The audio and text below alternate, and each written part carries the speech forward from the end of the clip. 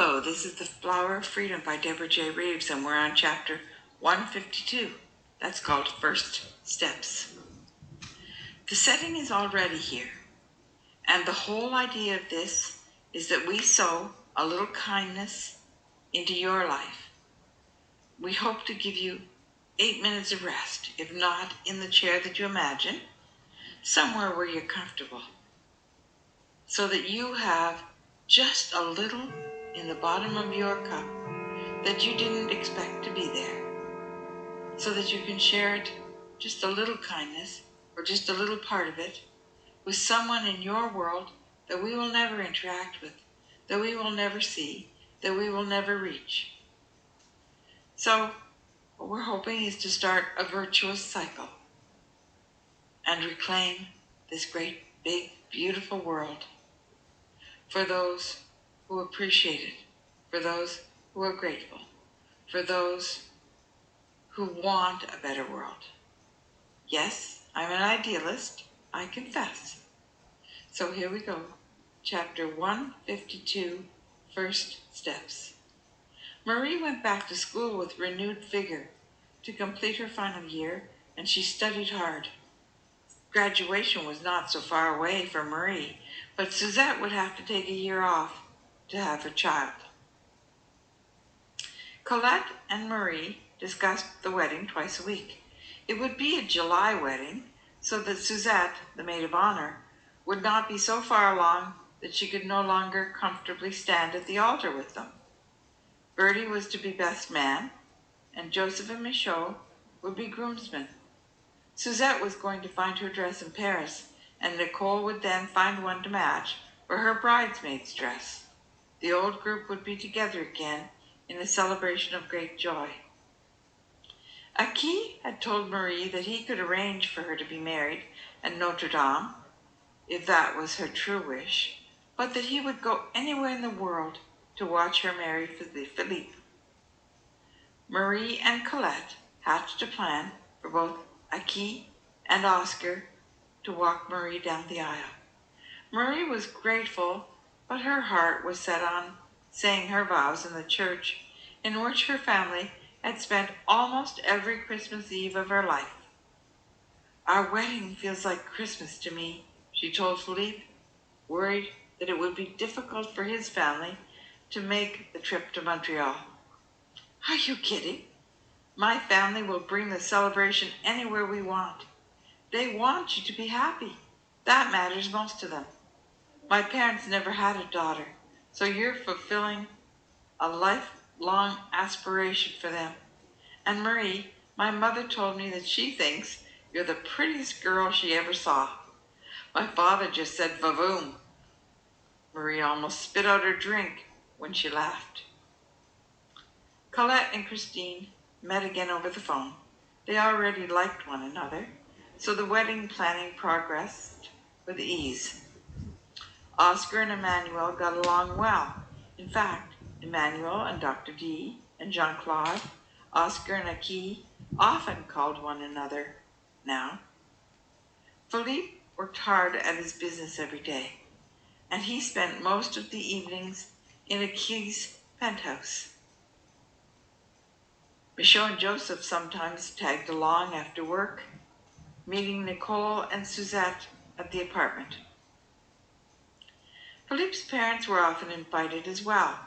His mother frequently brought dinner.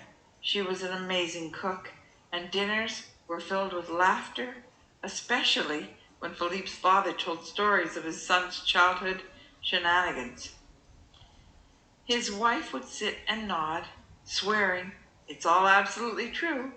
Philippe would make the impossible possible, like the time we found him floating on an inner tube in the turtle pond in his school uniform. He told us that he had to find a way to walk over the water to get a closer look at the turtles. He said that he'd taken the problem to his friend Charles Regent, who told him how to do it without getting wet. Thank goodness Emmanuel has a far more sanguine personality than I do.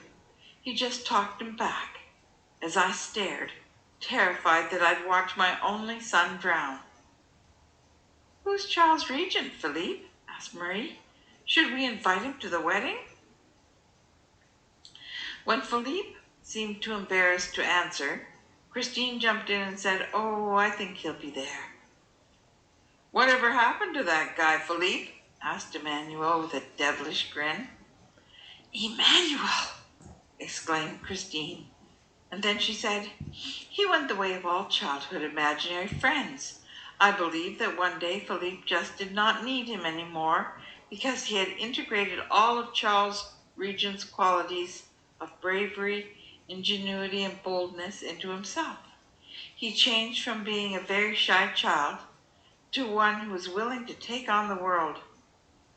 "Oh, that's so adorable, Philippe!" Marie exclaimed. "Now I know what we'll name our firstborn son." Philippe looked at Marie and squirmed. Under his breath he said, "Thanks, Papa." Emmanuel scored the applause line of the evening. "Any time, my son. What are fathers for?" When the laughter died down, Michaud said, "Philippe, how could you put your mother through that?"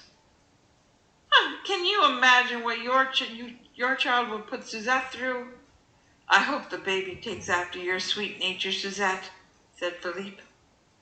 Joseph tried to change the subject and rescue Philippe. He said, "Philippe is working so hard to get ahead with the business. We can cover for you when you go away on your trip, you know. We can cover for you while you're on honeymoon, too. You know that, Philippe."